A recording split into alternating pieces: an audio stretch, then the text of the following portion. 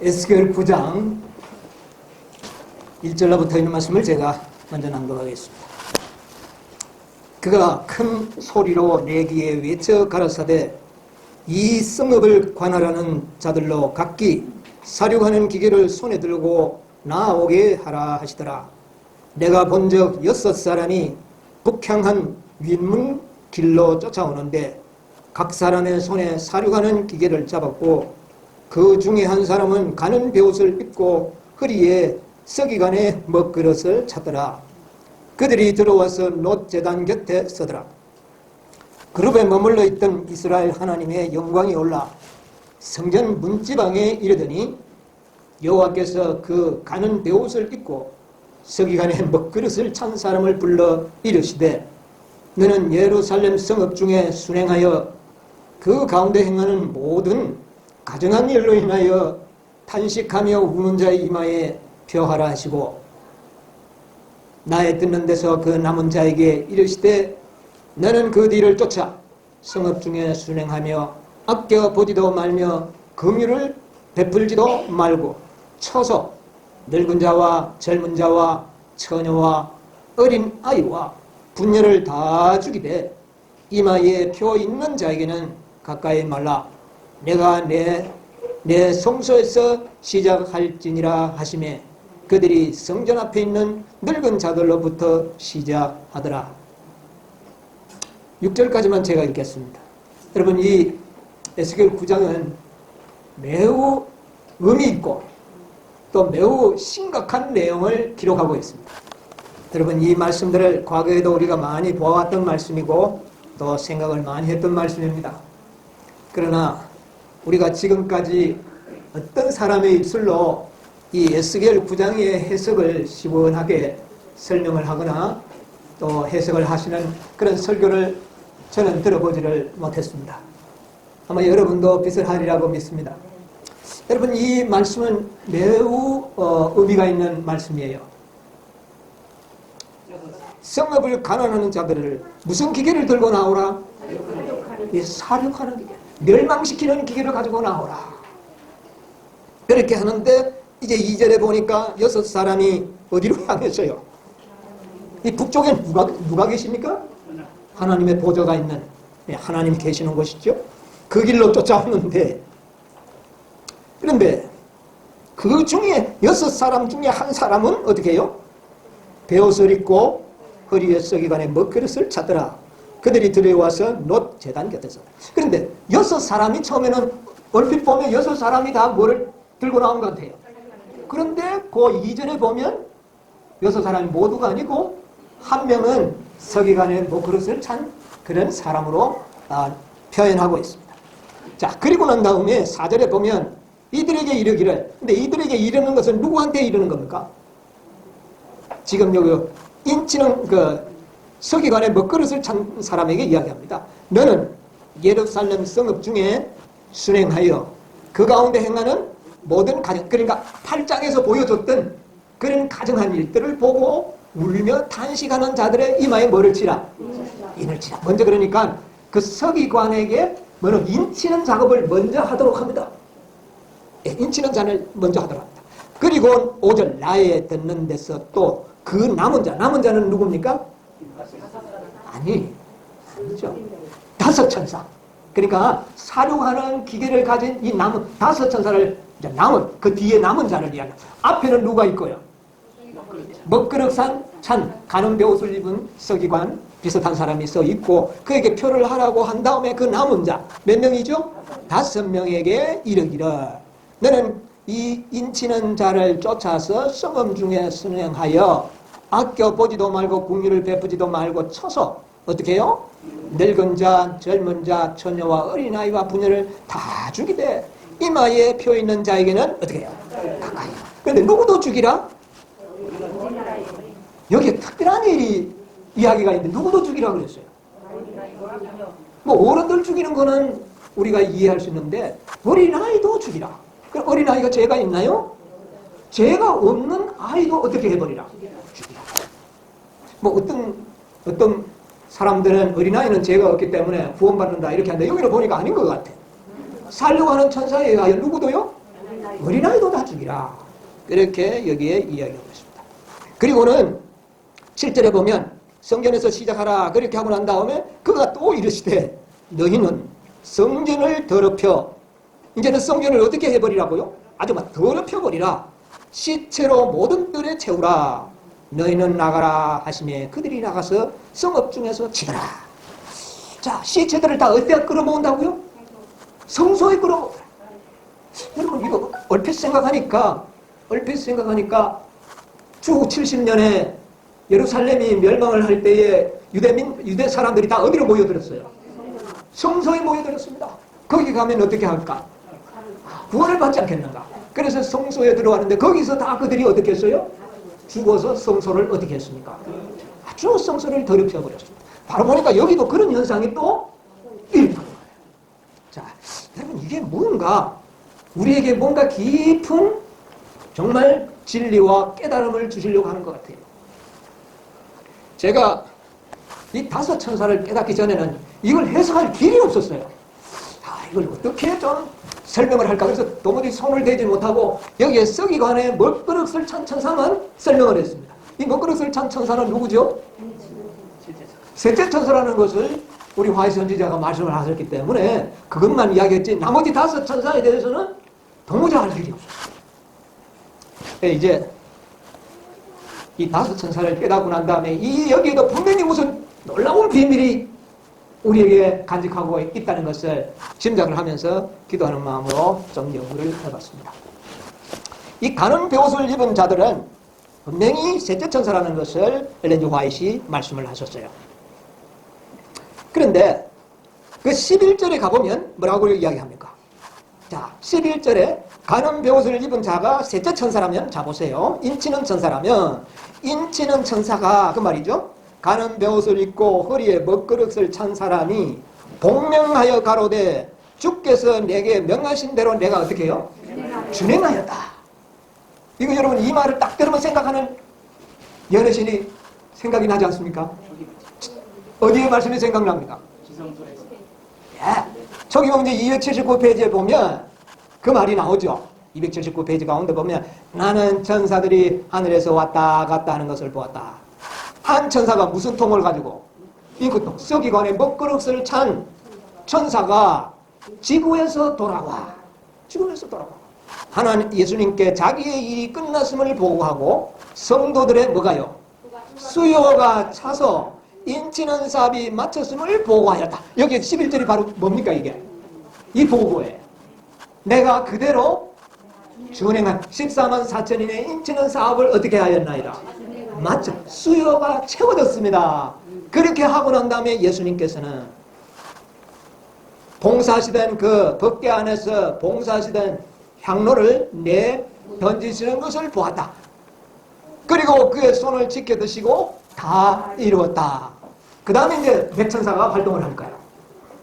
이제 5 천사가 활동합니다. 이것이 끝나면 사륙하는 기계를 든 5 천사가 나가서는 어떻게 합니까? 이제는 어디서부터? 내 성소에서부터 시작하라. 내 성소는 곧 무엇이라? 교회. 예. 교회를 갖다가 내 성소라고 이야기를 합니다. 그러니까 그 교회 중에도 누구부터? 웬 늙은 자부터 할까요?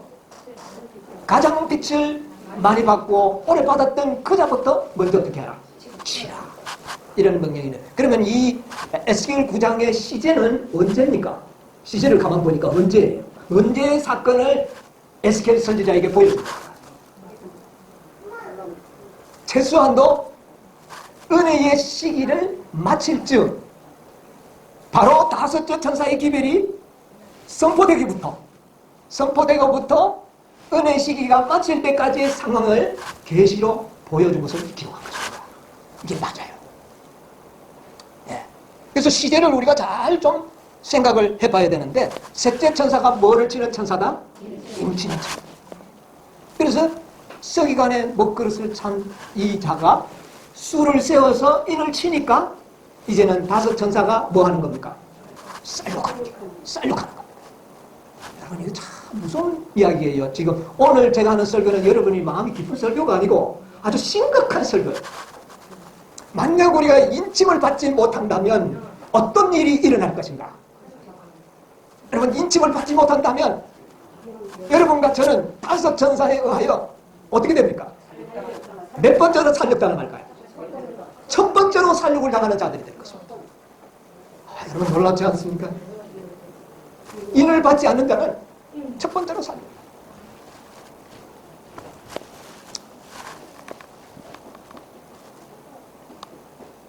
여기에 증언보감 5권 211페이지 가운데 보면 이랬어요. 자기 자신의 영적 세태에 대하여 슬퍼하지 않고 다른 사람들의 죄를 인하여 탄식하지 않는 부류의 사람들은 하나님의 인을 받지 못할 것이다.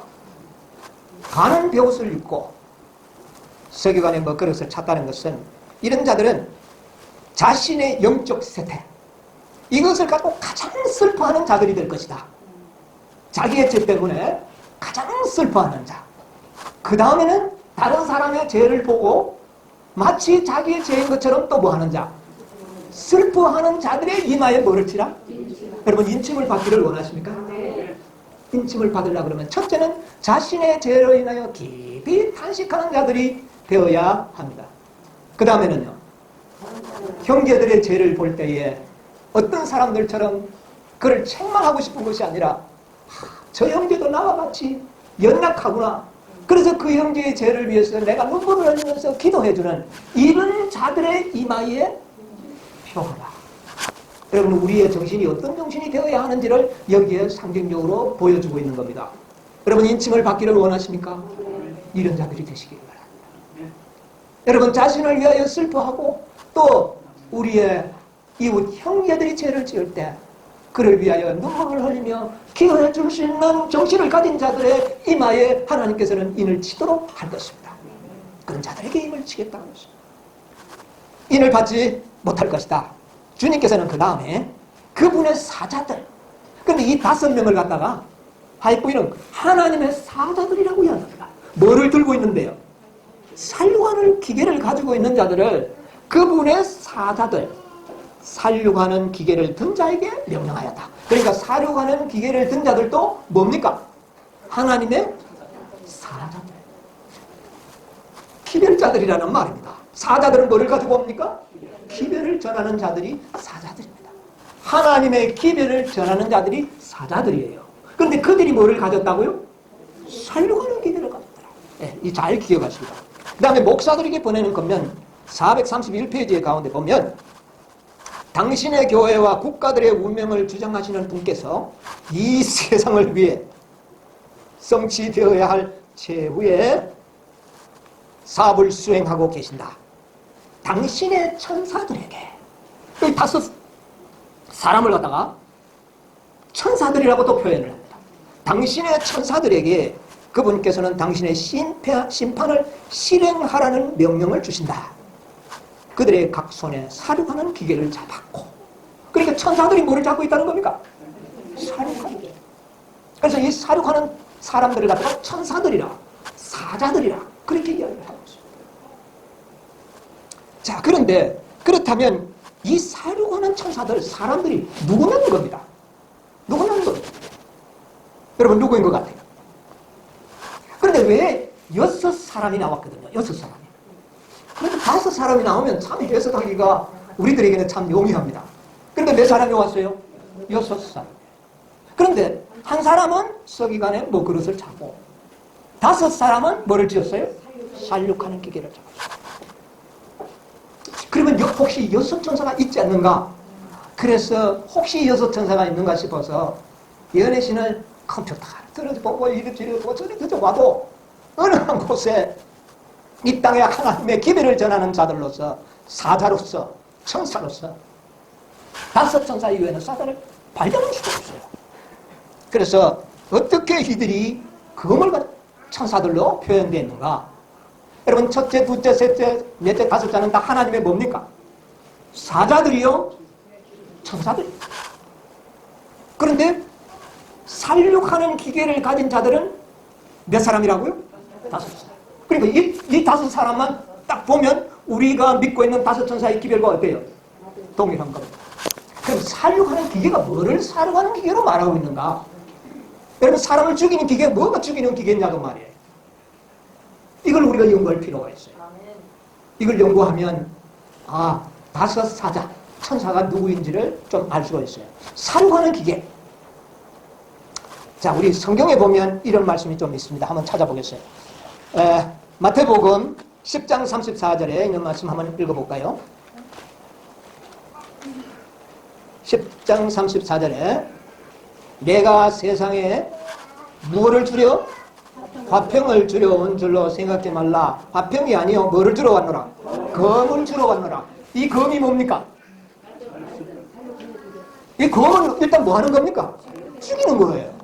검. 예수님이 불을 던지러 왔다고 그랬잖아요.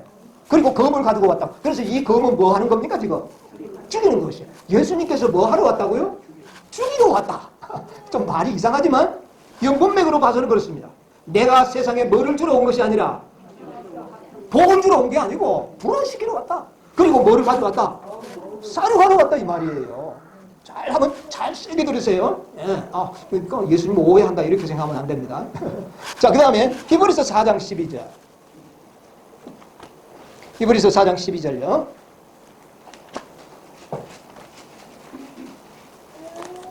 읽으세요.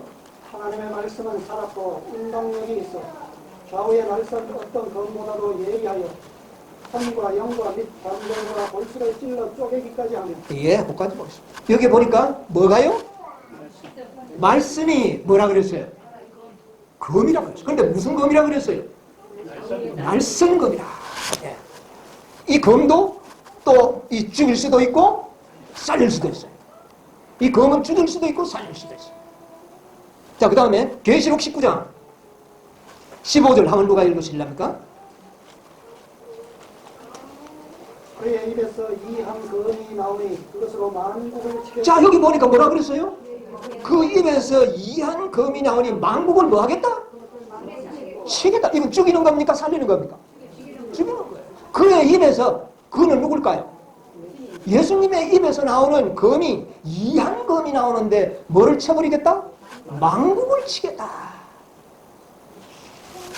그래서 이런 걸 종합해 보니까 하나님의 말씀의 검인데 특별히 예수님 자신이 나는 진리요 생명이다 그랬잖아요.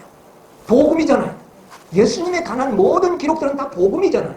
그런데 이 복음의 입에서 나오는 복음의 말씀이 살릴 수도 있고 그 다음에요 만국을 죽일 수도 있는 거예요.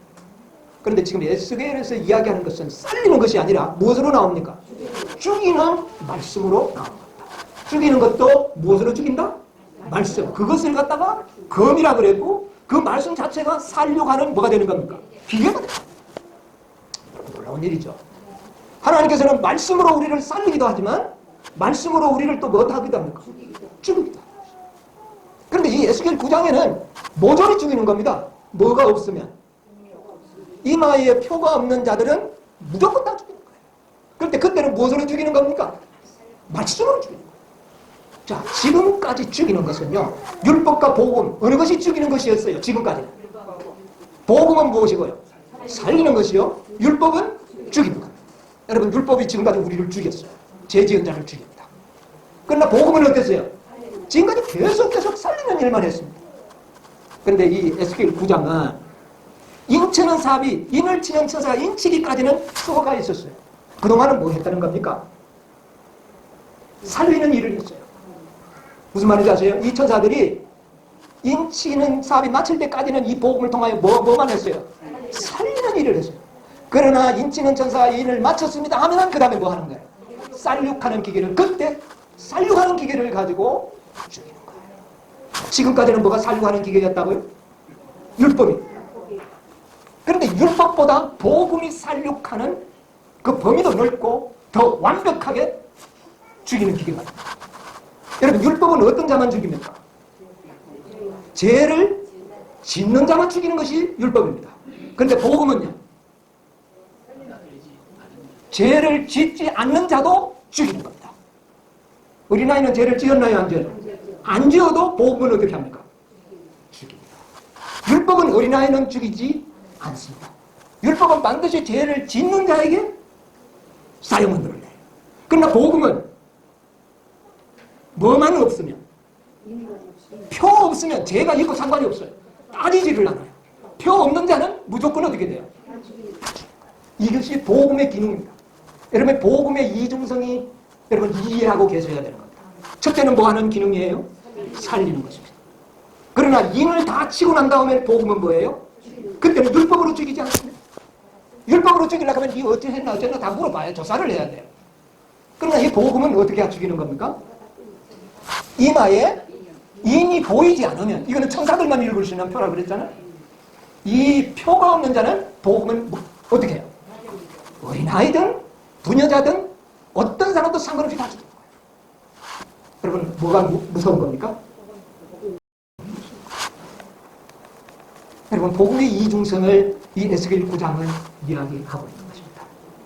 그러면 그들을 갖다가 사자라고도 이야기했고 천사들이라고 했는데 지금까지 6사람이 이 썩이간의 먹그릇을 찬 사람과 동행한 천사는 사자로는 몇 명밖에 없습니까? 썩이간의 먹그릇을 찬 이 시대, 그러니까 14만 4천인에게 인을 치는 시대에는 몇 천사밖에 없어요? 5천사. 세 천사가 아니고 네 천사도 아니고 몇 천사? 5천사. 그런데 이 인치는 천사가 몇째 천사라고요? 셋째 천사라고 했어요. 그런데 중요한 것을 여러분 잘 이제 보시기 바랍니다. 첫째 천사는 어떤 기별을 가지고 있습니까? 복음이죠. 복음입니다. 그 복음 자체가 언젠가는 무슨 기계로 될 수 있어요? 쌀육하는, 그래서 쌀육하는 기계가 있어요. 둘째 천사도요? 복음이에요. 그 다음에 넷째 천사는요? 역시 복음이에요. 다섯째 천사의 기별은요? 복음. 자, 그런데 셋째 천사는 어떻습니까? 셋째 천사가 인치는 기별인데, 그런데 중요한 것은 여러분 이 안의 신을 잘 보세요. 많은 사람들이 나에게 질문을 합니다. 믿음으로 말미암는 의의 기별이 참으로 셋째 천사의 기별이 맞습니까? 그렇게 질문을 했을 때에 엘렌 지 화이트는 뭐라고 대답을 했습니까? 진실로 셋째 천사의 기별은 믿음으로 말미암는 의의 기별입니다. 나는 이것을 확신합니다. 그렇게 했습니다. 그러면 셋째 천사는 두 가지의 기능이 있다는 겁니다. 인치는 기능과 살육하는 기계가. 그러니까 다른 천사는 뭐만 가지고 있어요?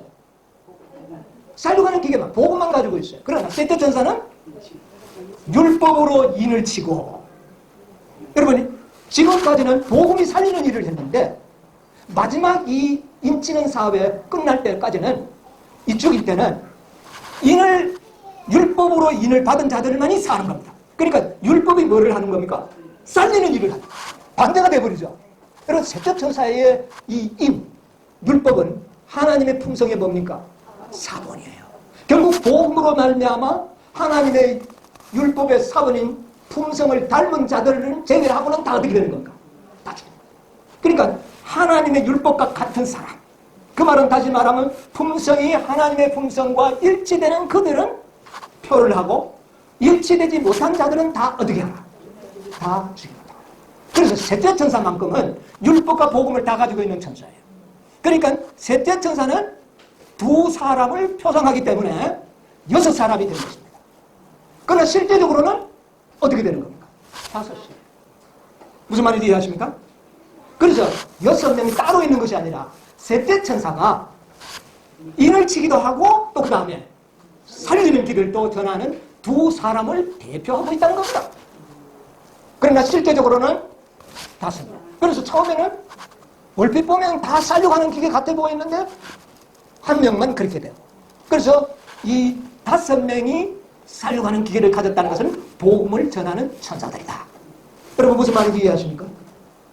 6천사가 따로 배열이 되어 있는 것이 아니라 5천사가 있는데 셋째 천사가 살려가는 기계도 되고 인을 치는 기계도 되고 두 가지 기능을 가지고 있기 때문에 6사람으로 표상된 것뿐이에요.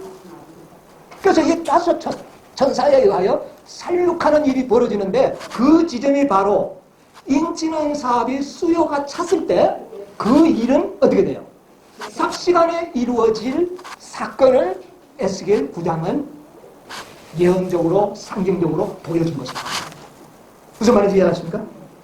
예. 그래서 분명히 인치는 시기 동안에 이 살육하는 기계를 가진 천사들은 몇 명이다? 5명. 3명이 아니에요. 셋째 천사로 끝나는 게 아니에요. 넷째 천사로 끝나는 게 아니에요. 넷째 천사까지? 그러니까 5명이 대기를 했어요. 그러면 이거는 어느 때부터 시기적으로 봤을 때 언제부터냐면은 5째 천사가 있다는 사실을 발견한 사람들이 깨닫게 되어 있는 거예요. 확실하지 않습니까? 그리고 5째 천사가 있을 때부터 이제 살려가는 기계를 가지고 지금 대기를 하고 있는 겁니다. 왜? 언제 뭐가 어떻게 해요? 언제 인치는 사업이 끝날지 모르기 때문에 5 천사가 살려가는 기계를 가지고 그 뒤를 따라 순행을 하면서 누가 인을 받느냐를 확인하고 있는 거예요. 그리고 딱 끝나면은 5 천사는 그 다음에는 어떻게 해요? 살려갑니다. 그 입에서 이하는 검이 나와서 만국을 어떻게 해요? 같이 이 연이 이루어지는 시기에 우리가 살고 있다 그 말입니다. 그래서 이 복음의 이중성에 대해서 여러분 잘 이해하시기 바랍니다. 교회 정은 208페이지 가운데 보면 이런 말씀이 있습니다. 그가 큰 소리로 그의 귀에 외쳐가로되 이 성읍을 관할하는 자들로 각기 사륙하는 기계를 손에 들게 나오게 하라고 하시면서 예수께서는 바야흐로 하늘 성소의 속죄소를 떠나 복수의 옷을 입으시고, 속죄소에 계실 때는 무슨 옷을 입었습니까? 대제사장의 중보의 옷을 입고 있다가 인치는 사업이 마쳤습니다는 보고를 듣고는 그 중보의 옷은 벗으시고 무슨 옷으로요? 복수의 옷으로 갈아입으시고 5 천사에게 아껴보지도 말고 어떻게 해요? 불쌍히 여기지도 말고 누구까지? 어린아이까지 다. 이게 누가 명령을 내리는 겁니까? 우리를 위하여 중보하시던 그분이 그 명령을 내리는 겁니다. 여러분, 예수님의 사명이 있죠. 3가지 사명이 나오죠. 첫째는 양으로서의 그리스도, 그 다음에 대제사장으로서의 그리스도, 그 다음에 심판하는 왕으로서의 그리스도. 이때 복수의 옷을 입으시는 것으로 이야기하는 겁니다. 그래서 입으시고 하나님께서 주신 빛에 순종하는 않는 자들을 심판하기 위하여 당신의 진노를 쏟으려 하십니다. 누구의 진노? 자기의 진노. 예수님이 내리는 진노예요. 어린 양의 분노라고 합니다. 복음을 받지 않는 자들에게 나중에 어린 양은 분노하십니다. 내가 너희를 위하여 내 목숨을 주었고 모든 것을 주었건만 너희들은 나를 믿지. 그래서 믿지 않는 자는 다 어떻게 해요? 살인다. 내 성소에서부터 시작합니다. 이건 매우 좀. 이사야 66장 15절로 16절 한번 보겠습니다. 이사야 66장 15절로 16절.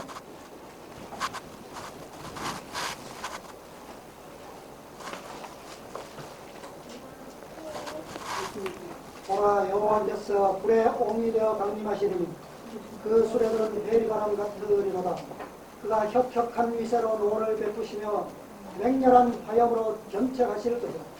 여호와께서 불과 타고 모든 혈객의 심판을 베푸신 것. 여호와께 살육당할 자가 누구에게 살육당한 자? 여호와께 살육당한 자. 이들이 바로 몇 사람에게? 5 사람에 의하여 살육당. 이 5 사람은 누구의 명령을 받고? 바로 여호와의 신 예수 그리스도를 향합니다. 예수 그리스도께서 그들에게 명령하기를 내 성소에서부터 살육하는 일을 시작하라. 그렇게 해요. 자, 그래서 지금 오늘날 우리들은 이 무섭게 살육이 벌어지기 직전에 우리가 지금 어떻게 해요? 살고 있다는 겁니다. 조금 전만 해도 살육하는 기계가 가진 자가 5명이 아니었죠. 몇 명밖에 없었어요? 4명밖에 없었어요. 그전에는요? 3명밖에 없었어요. 그런데 이제는 몇 명이 됐어요? 5명이 됐어요. 이제는 수요가 거의 어떻게 해요? 찼다는 이야기예요. 그러므로 대기하고 있으라는 거예요. 뭐가 차면? 찼다는 보고가 나오면 살육하는 일을 시작하겠다. 그러니까 굉장히 엄숙한 이야기입니다. 이때는 교파 따지지 않습니다. 뭐 SBA에 속했느냐, 뭐 개혁운동 속했느냐, 현대진리에 속했느냐 따지지 않습니다. 뭐만 없으면, 이마에 뭐가 없으면, 표가 없으면 모두 어떻게 되는 것입니까? 이게 놀라운 일이에요. 신명기 30장에 19절에 보면 이런 말씀이 있어요. 내가 너희를 천지를 불러서 너희에게 증거를 삼노라. 내가 생명과 사망, 또 그 다음에 저주와 복 내 앞에 두었으니 너희들이 어떻게 하라? 여러분 생명과 사망이 똑같은 겁니까? 다른 겁니까? 결과는 다르지만 근본은 뭡니까? 복음을 믿으면 생명이요, 믿지 않으면 사망. 복음을 믿으면 복이요, 믿지 않으면 저주. 그러니까 뭐는 똑같은 겁니까? 말씀은 똑같은 거예요. 복음이 바로 복과 저주를 갈라놓는 것이에요. 복음이 생명과 사망을 갈라놓는 거예요. 복음을 안 받으면 죄를 짓고 안 짓고 관계없어요. 어린아이도 다 죽는 거예요. 가나안 땅에 들어가거든 너희들은 어떻게 죽이라고 그랬어요? 모세에게. 젖먹이 아이들까지도 뭐 하지 말고 불쌍히 여기지 말고 다 죽이라. 이게 바로 이 장면이에요. 뭐를 믿지 않는 자는 말씀을 믿지 않아요. 여러분 그래서 복음을 믿지 않는 것이 율법보다 더 무서운 일이에요. 율법은 죄만 안 지으면 안 죽습니다. 그러나 복음은요, 안 믿으면 다 죽는 거예요. 이것은 동일한 거라는 것입니다. 시대 조망에 보면 이런 말씀했어요. 하나님께서는 그들에게 경고와 책망을 보내셨으나 그들은 저희 잘못을 고백하기를 즐겨하지 않으며 그분의 기별과 그분의 사자를 거절한다. 하나님께서 그들을 회복시키기 위하여 사용하신 그 방법이 오히려 그들에게는 걸려 넘어지는 돌이 된다. 자, 이 복음은 어떤 사람에게는요, 살리는 것이 되고 어떤 사람에게는요, 걸려서 넘어지게 하는 거예요. 예수 그리스도는 우리의 반석이고 견고한 바위입니다. 그러나 믿지 않는 자에게는 거치는 돌이가 떨어져서 그들을 뭐 내버리는 겁니다. 박살내버리는 돌이 되는 거예요. 이게 바로 복음의 기능이에요. 우리가 전하는 이 다섯 천사의 복음은 그런 기능을 갖고 있어요. 이 다섯 천사의 복음을 받지 않는 자들은 다 살인당할 것이요. 받는 자는 어떻게 해요? 구원을 얻는 것이요.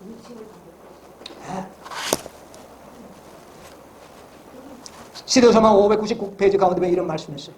이사야 예언에서 그리스도는 견고한 기초돌과 거치는 돌이라고 선언하였다. 사도 베드로는 성령의 감동을 받아 기록하면서 그리스도가 어떤 사람에게는 기초돌이요, 어떤 사람에게는 거치는 반석이라고 말씀했습니다. 이래 보면 에스겔 9장의 그 살려가는 천사가 어떤 천사인지를 여러분 이해할 수 있지 않겠습니까? 어떤 때는 그 자들이 살리는 복음을 전했지만 이제는요, 인을 치고 난 다음에는 죽이는 천사로 변한다는 거죠. 멸망하는 천사가 따로 있는 게 아니에요. 아주 놀라운 상징적인 내용입니다. 여러분, 그러면 우리가 가장 중요한 것은 뭡니까? 뭐를 받는 일이 이제 남아 있습니까? 인을 받는 겁니다. 여러분이요, 우리가 지금 14만 4천인의 진리를 전하고 있지 않습니까? 제가 대림교회 기회만 있으면 14만 4천인을 제가 기회를 전하고 있어요. 그런데 중요한 것은 뭡니까? 언젠가는 이마에 표가 없는 자는 한 사람도 어떻게 해요? 살아남지 못한다는 겁니다. 여러분 이게 복음입니까? 아닙니까? 이런 복음 전에 지금은 어때요? 인을 받지 않아도 구원받을 수가 지금은 있습니다. 가능합니다.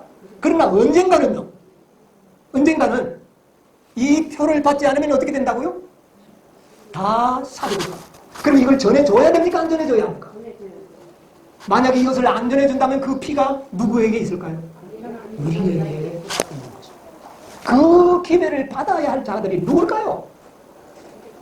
내 성소입니다. 내 성소. 이들에게 우리는 전해야 돼요. 이마에 표가 없는 자는 다 사륙을 당한다. 교회증은 5권 214페이지에 보면 우리의 품성에 하나의 점이나 흠이라도 있는 동안에는 우리들 중 아무도 하나님의 인을 받지 못할 것이다. 여러분, 뭐가 있는 사람에게는 하나의 흠이나 하나의 점이라도 있다면 뭐를 받지 못한다? 인을 받지 못한다. 오늘 많은 셋째 천사의 기별을 받고 있는 자들이 이 말씀에 걸려서 그만 14만 4천이라 그러면 아이고 그거는 나는 불가능하다고 생각을 해서 아예 그 기별을 안 보려고 해요. 여러분 에스겔 9장 이런 걸 연구하기를 원치 않습니다. 겁만 나지.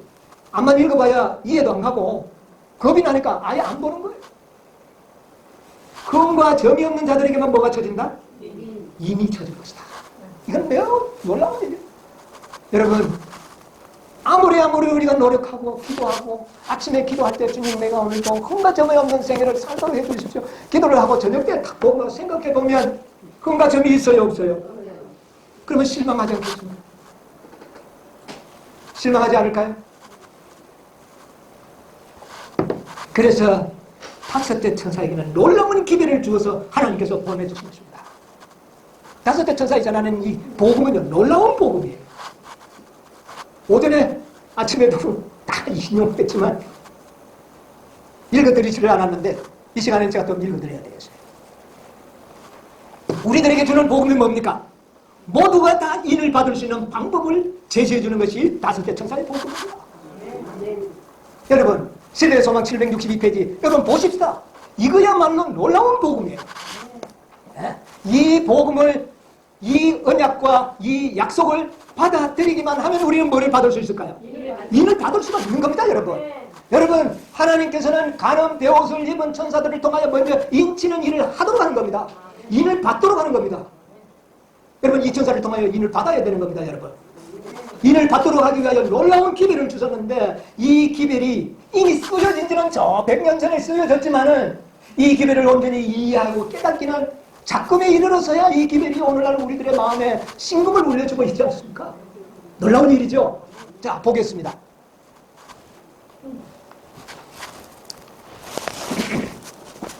예, 제가 760페이지 율법은 의, 즉 의로운 생에 완전한 품성을 요구하지만 인류는 그 요구에 미칠 수 없다. 인류는 하나님의 거룩한 율법의 요구를 충족시킬 수 없다.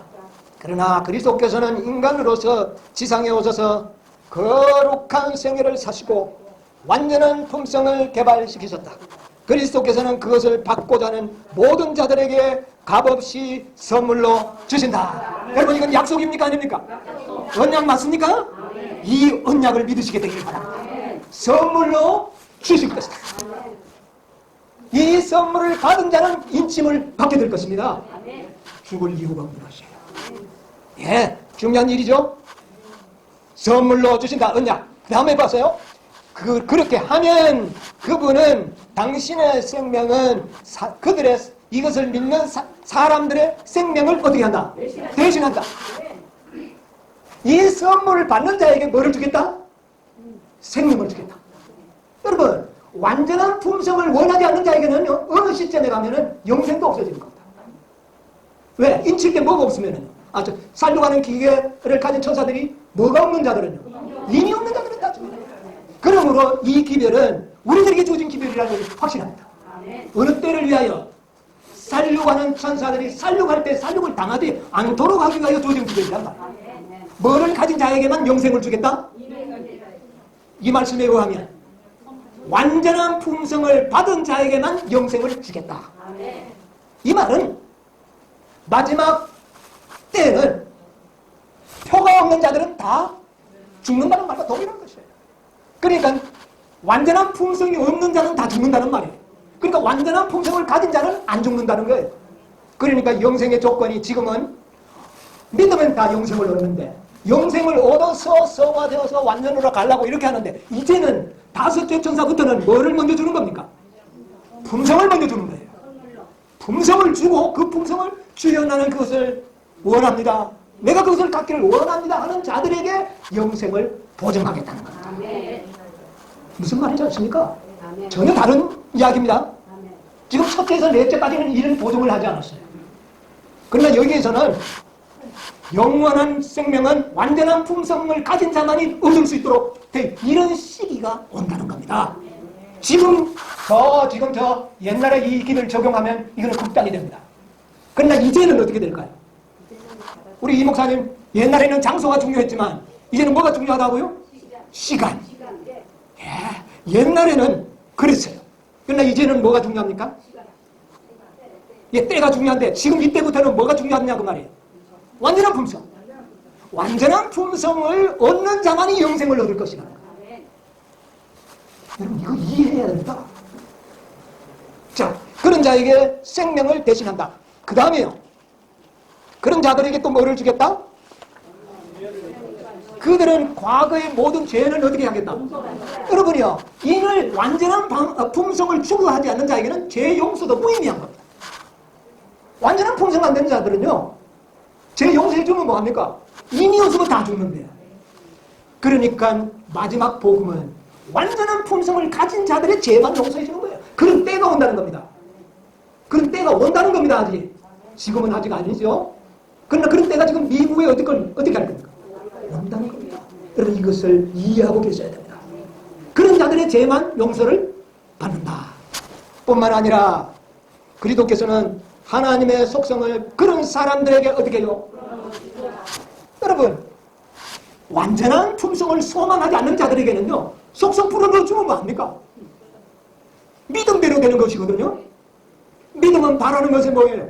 실상이기 때문에 내가 아버지와 같이 온전한 품성을 사모하지 않는 자들은 용서해줘도 소용이 없고 생명을 줘도 소용이 없고 속성을 풀어넣어도 소용이 없는 때가 온다는 겁니다. 여러분 이것을 우리가 전해야 할 기회입니다. 우리는 먼저 그 기회를 받고 그 기회를 실천하면서 살면서 이 기회를 전하는 것이 우리의 뭡니까? 사명이다. 그래서 에스겔에게 이 기회를 전하도록 한 거예요. 굉장히 이것은 놀라운 일이에요. 자, 왜 그렇게 하는가? 이유가 있습니다.